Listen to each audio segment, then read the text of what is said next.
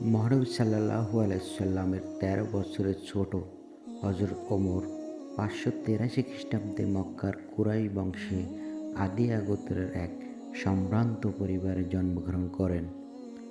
তার চল বা ডাকনাম ছিল হাফস, পিতার নাম ছিল খাত্তাব এবং মায়ের নাম ছিল খান্তামা। শ্যামলা ও দীর্ঘকায় ওমর খুব শক্তিশালী তেজস্বী বীর পুরুষ হিসেবে খ্যাতি অর্জন করেন। তিনি একাধারে ছিলেন কুস্তিগির, বাগ্মী ও কবি। ঐতিহাসিক বালাজুরির মতে জাহেলিয়া যুগে কুরাইশ বংশের মাত্র ১৭ জন শিক্ষিত ব্যক্তির মধ্যে হযরত ওমর ছিলেন অন্যতম। সফল ব্যবসায়ী হিসেবে তার সুনাম ছিল এবং ব্যবসার কারণে তিনি সিরিয়া ও পারস্য ভ্রমণ করেন। হযরত ওমর প্রথম জীবনে ইসলামের ঘোর বিরোধী হলেও ৬১৬ খ্রিস্টাব্দে নবী করিম সাল্লাল্লাহু আলাইহি ওয়াসাল্লামের নিকট ৩৩ বছর বয়সে তিনি ইসলাম ধর্ম গ্রহণ করেন। জানা যায় তার ইসলাম গ্রহণের জন্য রাসূল সাল্লাল্লাহু আলাইহি ওয়াসাল্লাম স্বয়ং আল্লাহর কাছে দোয়া করেছিলেন। তার ইসলাম ধর্ম গ্রহণে ইসলামের ইতিহাসে এক গৌরবোজ্জ্বল অধ্যায়ের সূচনা হয়। ইসলাম গ্রহণের পর নবী করিম সাল্লাল্লাহু আলাইহি ওয়াসাল্লাম হযরত ওমরকে ফারুক উপাধিতে ভূষিত করেন, সম্মানিত করেন। তার জীবনের শুরুতে ওমর রাদিয়াল্লাহু তাআলা আনহু ইসলামের ঘোর শত্রু থাকা অবস্থায় তিনি নও-মুসলিমের সাথে খুবই খারাপ ব্যবহার ও তাদের নির্যাতন করতেন। জানা যায় বাড়ির চাকরানী ইসলাম ধর্ম গ্রহণ করায় তিনি তার উপর অসহনীয় নির্যাতন করেন।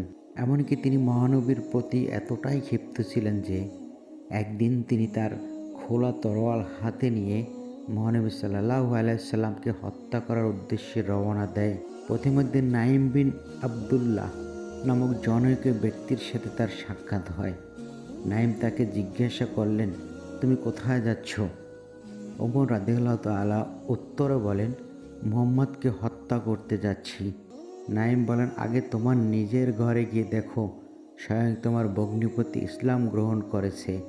একথা শুনে রাগে অগ্নিশর্মা হয়ে তিনি ভগ্নিপতি বাড়ির দিকে রওনা হন। ওমর রাদিয়াল্লাহু তাআলা আনহু এর আগমনের খবর পেয়ে তার ভগ্নিপতি ও তার স্ত্রী কুরআন শরীফের যে অংশটুকু সূরা তাহা পাঠ করতেছিলেন তা লুকিয়ে রাখেন। ওমর রাদিয়াল্লাহু জানতে চাইলেন যে তারা তাদের ইসলাম ধর্ম গ্রহণের কথা সত্য কিনা। জবাবে তারা জানায় তারা ইসলাম গ্রহণ করেছে। এতে অত্যাধিক ক্ষিপ্ত হয়ে ওমর রাদিয়াল্লাহু তাআলা আনহু তাদের উপর নির্মমভাবে নির্যাতন করতে লাগলো, কিন্তু তাতে কোনো ফল হয়নি। তারা তাদের সিদ্ধান্তে অটল থাকলেন। হযরত ওমর বাড়িতে প্রবেশের আগে শুনতে পেয়েছিলেন তারা কিছু পড়ছে। হঠাৎ তিনি বলেন, আমি এখানে প্রবেশের পূর্বে তোমরা যা পড়েছিলে তা নিয়ে আসো তো দেখি। প্রথমে আনতে না চাইলেও পরে তার ভগ্নিপতি তার কাছে কোরআন শরীফ নিয়ে আসেন। তার কাছে কোরআন শরীফ দেবার পর তিনি সেখান থেকে পড়তে থাকেন। কোরআন কিছুটা পরে তিনি অত্যন্ত মুগ্ধ হয়ে যান। তিনি বুঝতে পারেন যে আর যাই হোক, এই কোরআন শরীফ কোনো মানুষের হাতের লেখা নয়। অতঃপর তিনি সেখান থেকে উঠে তরবারি নিয়ে রওনা দেন রাসূল সাল্লাল্লাহু আলাইহি সাল্লামের উদ্দেশ্যে। হযরত ওমরের আসার সংবাদ পেয়ে সাহাবীরা রাসূল সাল্লাল্লাহু আলাইহি ওয়াসাল্লামকে রক্ষা করার জন্য একত্রিত হন। ওমর রাসূল সাল্লাল্লাহু আলাইহি সাল্লাম এর পায়ের কাছে তরবারি রেখে তিনি তাকে ইসলাম ধর্মে দীক্ষিত করার জন্য রাসূল সাল্লাল্লাহু আলাইহি সাল্লামকে অনুরোধ করেন।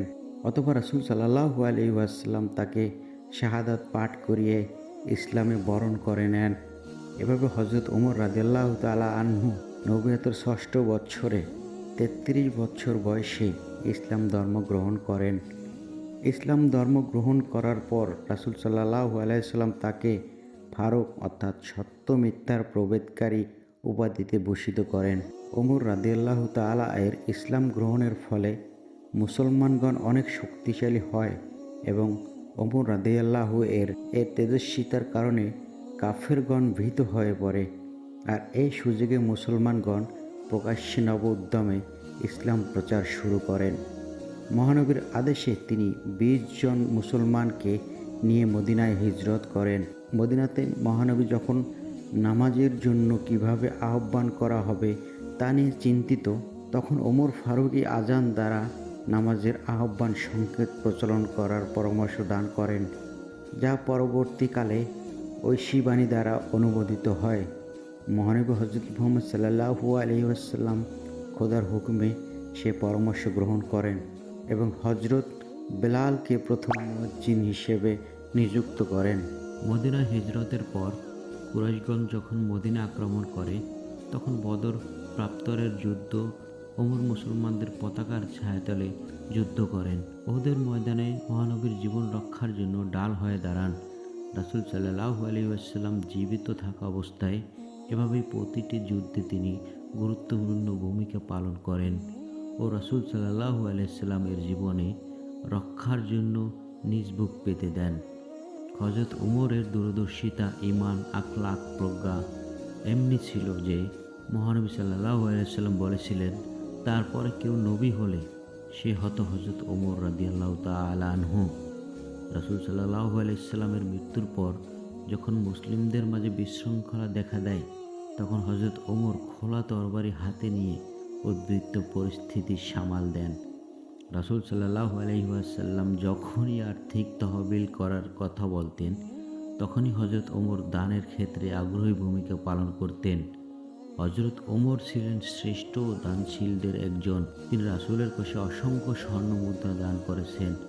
হযরত ওমরের দানশীলতা দেখে অনেক মুসলিম দানের প্রতি আগ্রহী হন ও বেশি বেশি করে দান করতে থাকেন। রাসূল সাল্লাল্লাহু আলাইহি ওয়াসাল্লাম মৃত্যুবরণ করবার পরে যখন মুসলিমদের মাঝে বিশৃঙ্খলা দেখা দেয়, তখন তিনি খোলা তরবারি হাতে নিয়ে হুঙ্কার দেন, যার ফলে উদ্বৃত্ত সেই পরিস্থিতি নিয়ন্ত্রণ করা সম্ভব হয়।